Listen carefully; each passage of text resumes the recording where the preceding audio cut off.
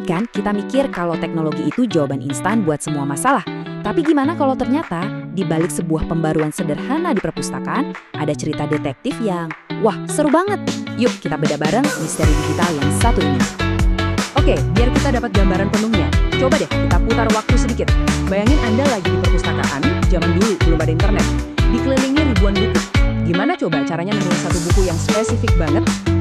Ya, kayak gini nih situasinya di perpustakaan BRH Jepara sebelum tahun 2010. Prosesnya manual banget, bisa jadi butuh waktu lama, dan ujung-ujungnya, ya bisa jadi kita pulang nggak bawa apa-apa. Nah, disinilah ceritanya mulai seru. Perpustakaan akhirnya sadar, wah kita nggak bisa begini terus. Mereka memutuskan buat lompat ke era digital untuk mengatasi masalah ini. Dan inilah solusinya. Namanya OPAC, singkatan dari Online Public Access Catalog. Jadi, di bulan November 2010, mereka pasang sistem ini. Tiba-tiba, boom! Pengunjung bisa langsung cari buku dari komputer. Cukup ketik kata kunci, nama pengarang, atau judul. Dan dalam hitungan detik, langsung ketahuan bukunya ada di rak mana, lagi dipinjam atau enggak.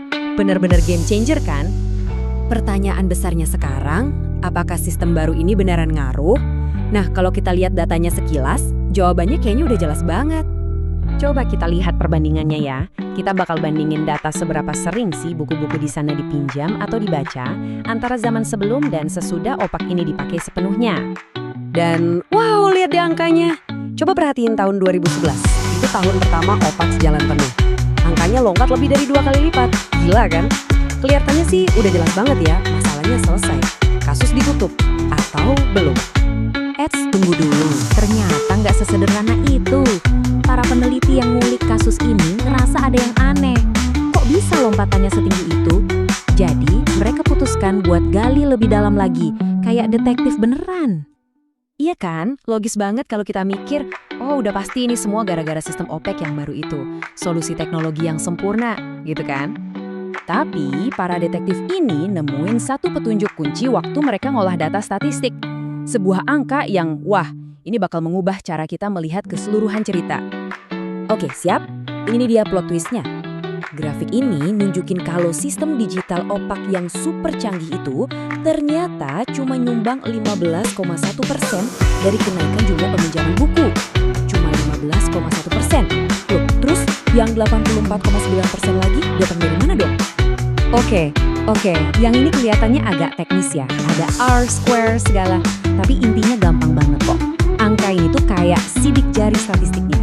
Ini cara para peneliti bilang, hey, kita udah hitung bener-bener. Dan teknologi ini emang bantu. Tapi jelas, bukan satu-satunya jagoan di sini. Nah, jadi apa dong artinya ini semua? Dan yang lebih penting lagi, misteri apa yang ada di balik angka 84,9% yang gede banget itu? Inti pelajarannya tuh begini, si OPAC ini emang pemicu yang keren, semacam katalisator. Tapi kesuksesannya itu ditopang sama banyak hal lain yang mungkin gak kelihatan langsung. Bisa jadi promosinya lebih gencar, atau mungkin stafnya dapat pelatihan jadi lebih ramah, atau koleksi bukunya ditambah sama yang baru-baru dan seru.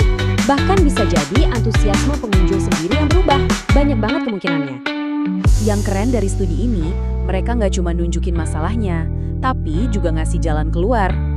Mereka ngasih rekomendasi yang jelas banget, yang nunjukin kalau sukses itu butuh perbaikan terus-menerus. Nggak bisa cuma pasang software baru, terus ditinggal gitu aja. Dan ini jadi bahan renungan buat kita semua. Seberapa sering sih kita ngelihat sebuah teknologi baru terus langsung bilang, wah ini solusinya. Padahal di belakangnya ada banyak banget kerja keras manusia, sistem, dan faktor-faktor lain yang bikin semuanya berhasil. Cerita yang kelihatannya simpel ternyata jauh lebih dalam dari yang kita kira.